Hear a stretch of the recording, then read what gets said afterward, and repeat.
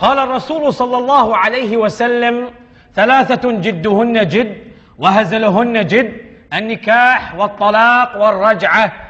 النكاح والطلاق والرجعة. النكاح والطلاق والرجعة. نعم يا ابني. أستاذ، أنا الحين أعرف معنى الطلاق وأعرف معنى الراجعة، بس النكاح شنو؟ سؤال جميل.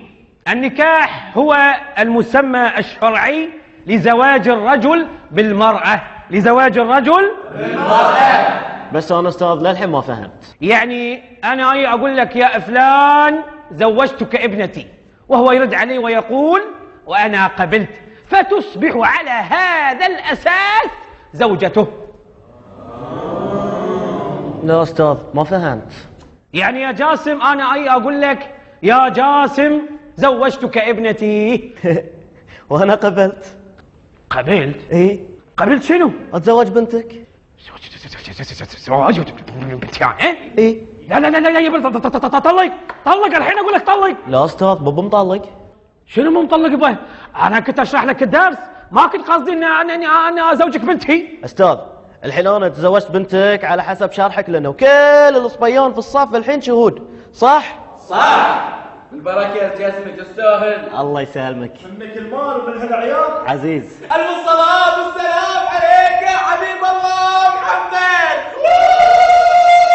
وبارك أرسل بينك وبين قمر واللي ذبح بين حمرين الله يطول بعمره. بس ولا كلمة بس. وانت قاعد مكانك بعد. وانت طلق الحين طلق الحين طلق. لا أستاذ بابا مطلق.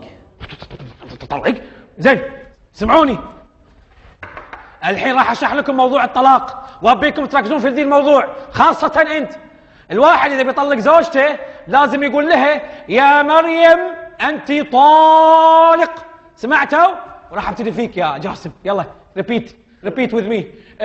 قول: يا مريم انت طالق. يعني الحين اسم بنتك مريم؟ حي الله عمي ابو مريم. بس تدري عاد؟ قوم. المدير تعال عند المدير.